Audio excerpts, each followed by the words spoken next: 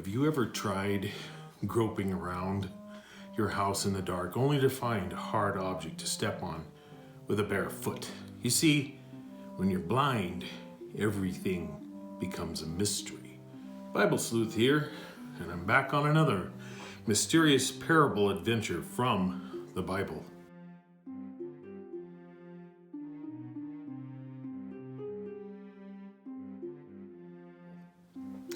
This case all started in a field. No, maybe it was in a synagogue. Well, let's go to Luke 6 in the KJV and see what we can piece together. And it came to pass, on the second Sabbath after the first, that he went through the cornfields, and his disciples plucked the ears of corn, and did eat, rubbing them in their hands. And certain of the Pharisees said unto them, Why do ye that which is not lawful to do on the Sabbath days? And Jesus answering them said, Have ye not read so much as this, what David did when he himself was an hungered, and they which were with him? He went into the house of God, and did take and eat the showbread, and gave also to them that were with him, which it is not lawful to eat, but for the priests alone. And he said unto them, that the Son of Man is Lord also of the Sabbath. And it came to pass also on another Sabbath, that he entered into the synagogue, and taught. And there was a man whose right hand was withered. And the scribes and Pharisees watched him, whether he would heal on the Sabbath day, that they might find accusation against him. But he knew their thoughts, and said to the man which had a withered hand, Rise up and stand forth in the midst. And he rose and stood forth. Then said Jesus unto them, I will ask you one thing. Is it lawful on the Sabbath days to do good or to do evil, to save life or destroy it? And looking around out upon them all, he said unto the man, Stretch forth thine hand. And he did so, and his hand was restored whole as the other. And they were filled with madness, and communed one with another what they might do to Jesus. It seems like Luke has the scribes and Pharisees following Jesus around, specifically on the Sabbath, to find something to accuse him for. The disciples couldn't grab corn out of a field and eat it as they walked through. And for crying out loud, they were mad at him for healing a man's hand on the Sabbath? Good grief, right? It seemed they obviously wanted Jesus to heal the man, but not for the good of the man. Here's a question. Where did these rules about the Sabbath come from anyway? The Sabbath rules. Oh, and a disclaimer.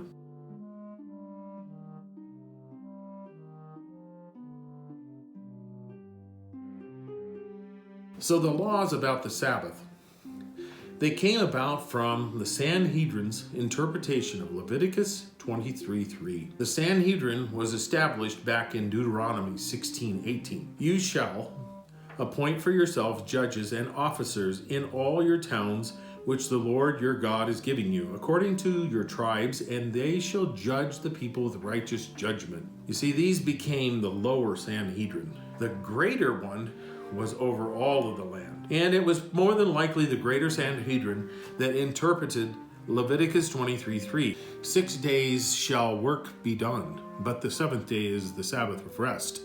And holy convocation, ye shall do no work therein. It is the Sabbath of the Lord in all of your dwellings. To give a perspective, the Sanhedrin served as a sort of Congress or Supreme Court for Israel until Israel moved to a monarchy. Let's not forget that Jesus, as the second member of the triune Godhead, wrote the original law up on that mountain. So when he addressed these issues with the law, he was the final authority, which explains his treatment of these would-be religious leaders who had manipulated or been part of the manipulation of over centuries of what he had written. Whether in a field, in a synagogue, or on a mountain plain, Jesus knew his laws versus their twisted rules. So he fired questions back at them nobody answered, and it went back to the actual law. Then said Jesus unto them, I will ask you one thing. is it lawful on the Sabbath days to do good or to do evil, to save life or to destroy it? Notice the contrast in this question. The Sabbath was one of the main contentions that these people had with Jesus. Why? Well, the oral tradition cites 39 types of work that should not be done on the Sabbath. So how did Leviticus turn into 39 types of work not allowed on the Sabbath? The Sanhedrin took the construction of the temple as the prime example of work not allowed.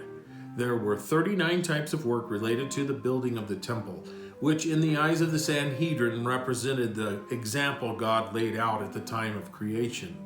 As far as Jesus' question, I say, let the man with the withered hand answer. My guess, he'd be more interested in receiving full function of his dominant hand, don't you think? So let's go to the synagogue and see if we can dig up some information. First, I deduced that the man's withered hand was his dominant because of percentages. Research shows that as high as 90% of people tend to be right-hand dominant.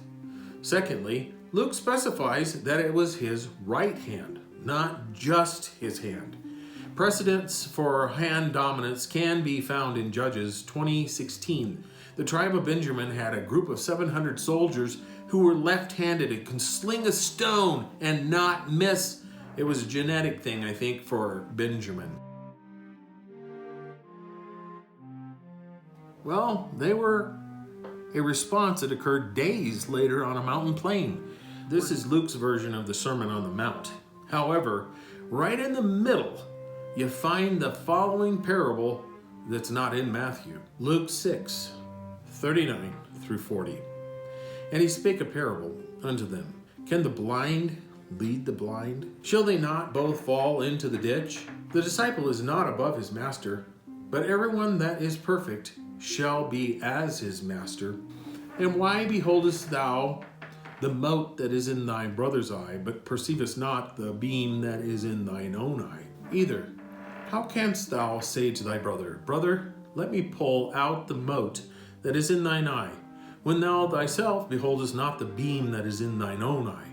Thou hypocrite, cast out first the beam out of thine own eye, and then shalt thou see clearly to pull out the mote that is in thy brother's eye. So now, let's see this element of combining stories to paint a picture of truth in action. Can a blind guide lead another blind follower? Actually, we have seen just that. Think about the 39 different types of work that can't be done on the Sabbath. The law of the Sabbath had become legalized, even weaponized, to promote shame and persecution if broken. Don't get me wrong. There are aspects of the Sabbath that can be difficult. Look at this quote from the Jerusalem Post that was published in August of 2021. It is not easy in Israel to observe the Shemitah year. What is a Shemitah, and why is that? A Shemitah year is in fact a Sabbath year, as found in Exodus 23:10 through 11. And 6 years you shall sow your land, and you shall gather in its produce. And the 7th year you shall release it from work and abandon it, and the poor among your people eat. And what they leave, the beasts of the field shall eat. So you shall deal with your vineyard and your olive grove. Here's another headline on August 18, 2021, Jerusalem Post. Jordan and Israel sign agricultural agreement for the Shemitah year. Now that doesn't sound like it fits this formula. Is that a workaround? Why is it hard?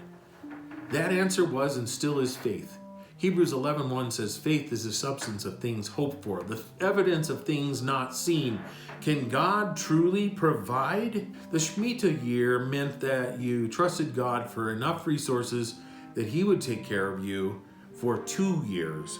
But notice that the poor would be cared for in that. And it was not just for the land, but the groves as well. However, if the poor were not taken care of during that year, still held responsible for paying their debts with interest, which was not allowed, justice and mercy weren't being done. Back to the 2 Jerusalem Post articles. Israel exports come from diamonds, high-end manufacturing, security, and guess what? Produce. In fact, Israel is a major fruit and vegetable resource for Europe during the winter months. So agriculture is an important market for Israel. Look at Deuteronomy 15, 1 through 4. At the end of every 7 years, you must cancel debts. This is how it is to be done. Every creditor shall cancel any loan they have made to a fellow Israelite. They shall not require payment from anyone among their own people, because the Lord's time for canceling debts has been proclaimed. You may require payment from a foreigner, but you must cancel any debt your fellow Israelite owes you. However, there need be no poor people among you, for in the land the Lord your God is giving you to possess as your inheritance, he will richly bless you. So the notion was, trust God to supply in the 6th year enough for the 7th.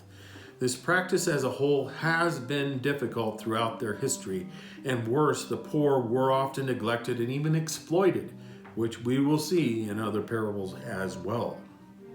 The Pharisees and scribes' main attacks centered on the Sabbath. However, Jesus knew their own pious acts on Friday to Saturdays didn't go all the way to what God asked.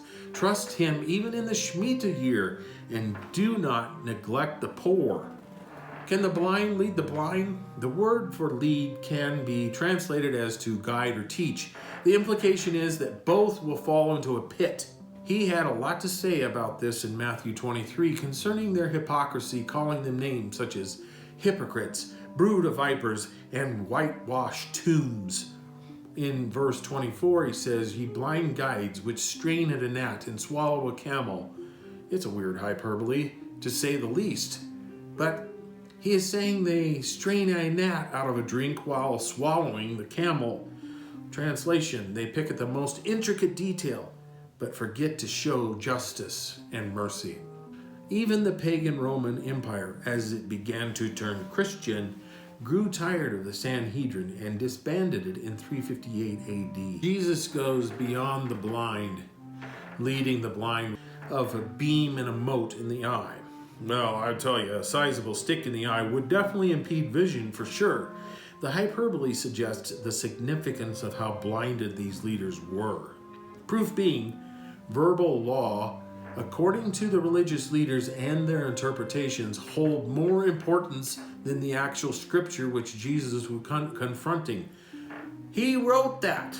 Look at Isaiah 1:11, where you find God painfully describing in a vision to Isaiah his disgust with all the religious sacrifices, festivals, burned incense, and religious acts done with evil hearts. Verse 16 through 17 explains what he desires. Put away the evil of your doings from before my eyes. Cease to do evil. Learn to do well. Seek judgment. Relieve the oppressed. Judge the fatherless. Plead for the widow. The rejection of Jesus served to magnify the problem which still exists today. Many present-day Jews discount Jesus as not even being Jewish, and definitely not the Messiah. They have a stick in their spiritual eyes. This is a fulfillment of prophecy. Thankfully, for the rest of us, their rejection of Christ brought salvation to the rest of the world. Things are changing for the Jewish people, though, and we should be praying for them in that regard, especially since the time of the Gentiles is close to being fulfilled. Read Luke 21 and you can find out what I'm talking about. This is quite humbling as things are exponentially growing worse in the world. Do I have faith and trust in God to believe him for his provision? Have I learned to trust in the Lord and lean not in my own understanding? You know, I have believed at times that I did. I have known and know people that truly live like that, but am I really relying on him?